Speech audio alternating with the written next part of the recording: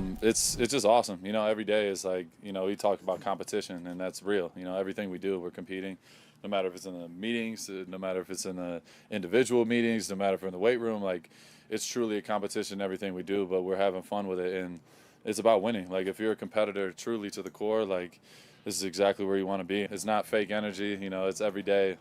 He's the same guy, and it's not just him, it's the assistant coaches, the whole building. It just feels different, and it's definitely been amazing.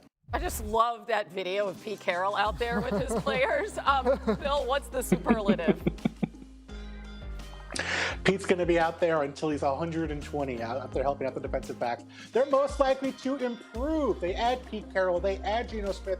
They also had an issue recovering fumbles last year. Only recovered 24% of their fumbles, which was the worst rate for any team since 2011. That's really hard to do year after year. I would expect them to improve there and improve by several wins in 2025. Yeah, with all the new faces there, Kevin, what should their top 3 priorities be? All right, number 1, don't change Ashton Genty's stance. I saw him a couple weeks ago. He said he wasn't going to change his stance. He had one minicamp with Chip Kelly, and all of a sudden he's crouching down because he said he was more like basketball athletic. Get back to his old stance. Number 2, Pete Carroll, let him change your culture. He understands how to build a team. He's done it everywhere that he's gone.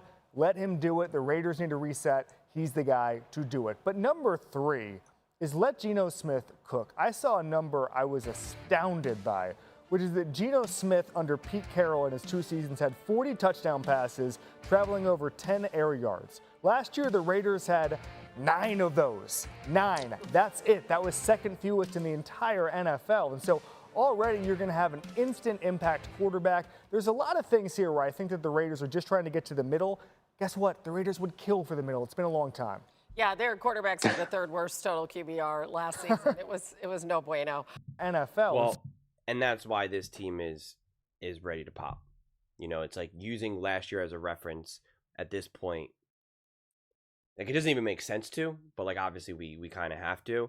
But it's just kind of crazy when you think of how much of a mess this team was, and now you bring in Genty, you bring in Pete Carroll, you bring in Chip Kelly, you bring in Geno Smith. Like, you're telling me that's not going to add another like 4 or 5. I mean, like, it's just too much. It's too much for it to not add an avalanche of extra wins here. If you were able to find ways to win games without those and now significantly improve, it's just like, to me, it just feels like just such a no-brainer. It really, really does.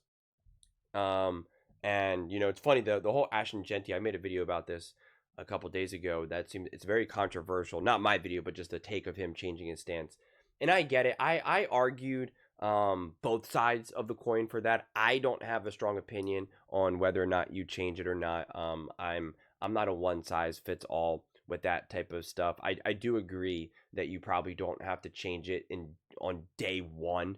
There is such a thing as kind of overcoaching or trying to do too much, but that's the benefit of having Pete Carroll there. Because if Pete Carroll observes that, he's going to understand, and he has the power to go and have that conversation with Chip Kelly and say, you know what, I love everything you're doing, et cetera, but like, I think we need to pull back, we need to step back a little bit, whatever it may be.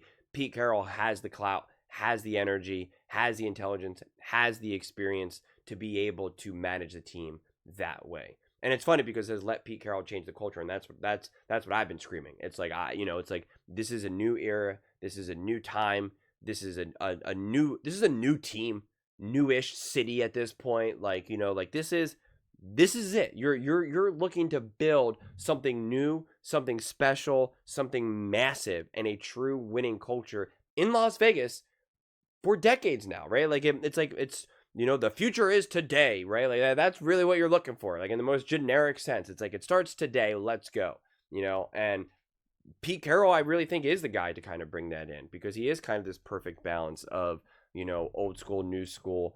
And, I think his ability to be that leader, is legit. And Max Crosby said it best, where he's just like, it's, like, this isn't fake energy. And it's so funny because as he was talking, I'm like, this all feels authentic to me. And I pride myself in being able to read people and read behaviors like that. It's like my more formal, technical background, being a therapist in another life I was. And so it's just like I always preach about the importance of authenticity. And I always talk about players know you can't fool players. You can fool some younger players. They can get a little brainwashed. They can buy in a little bit, but like it can only last so long. You only have that for so long. And you at this point you can't fool Max Crosby. You can't trick him.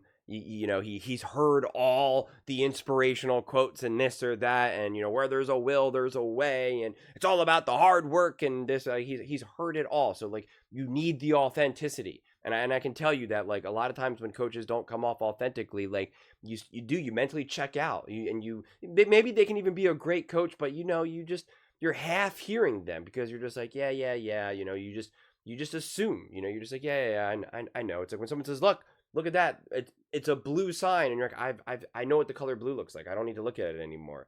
And it just the message starts to get lost. You're like, yeah, I get it. Whatever. A bird's over there, cool. I've seen a million birds over my life. Whatever. And so to hear him talk about like, it's not fake, it's real, it's authentic, like that. Again, that matters. So it is such a foundational component of how to be a great team and how to go through the ups and downs of a season, the adversity, how to change a culture, how to hit the reset button. Just all of it matters. And to this day, it's still crazy how many coaches I see that just, they don't have that authenticity. And the team itself just does not have that authenticity. And it just pretty much never goes well for them. Can they get hot? Can they have some success? Absolutely. It's pretty much never sustainable. Ever, ever, ever. And so hearing Max Crosby say that to me is just like, that's what I was thinking. And then when he said it out loud, I was like, yep, that's exactly. And that's what I'm always looking for in any of those types of interviews. A lot of times I don't really care what you have to say. I care about how you say it. Because again, Max Crosby's given a million interviews over the years. Like he knows that he's only going to say so much here. And it's like, I look for some of these other little things when they're kind of more accidentally saying the quiet part out loud. And when they are saying it, is it lip service? Is it authentic? Is it genuine? Is it accurate?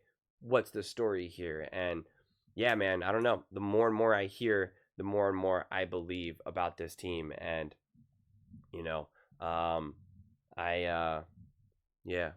think it's legit. I think this team is really, really, really going to surprise a lot of people. The only reason why I can't just go 100% all in is because I feel as though that the floor of the NFL has significantly been risen. And I think this team right now in years past would be like a bona fide, like it would be like a no doubter playoff team making noise in the playoffs too. Like, dude, you don't want to face them. Like, they're great on the road, etc., etc. Their run game, Gino's cooking. Like, the only reason why I can't say with like just 100% no doubters because I think this year is going to be fascinating. And Colin Cowherd has even echoed this as well, where he's just like, he thinks that gone, right now, gone are the years where kind of average teams can get into the playoffs right now, that everything is being elevated. And I think that's true. That is absolutely what my take was. And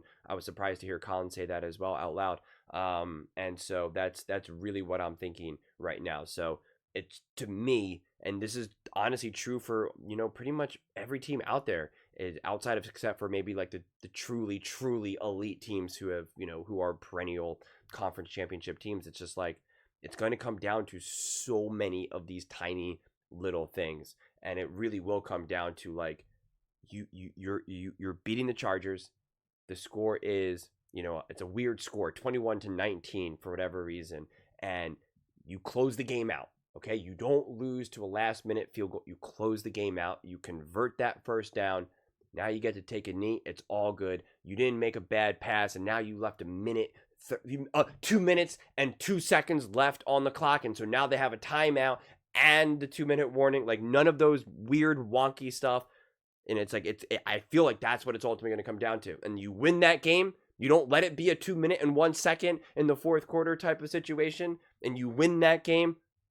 Boom, you're in it. You lose that game, it's like, you can't afford it. Not this year. You can't afford to lose that game that you had. And if you're able to be on the receiving end of that, where you're the one that's pulling off those types of wins, then my goodness, look out. But those are just my thoughts. I'd absolutely love to hear yours. What do you guys all think about the Las Vegas Raiders?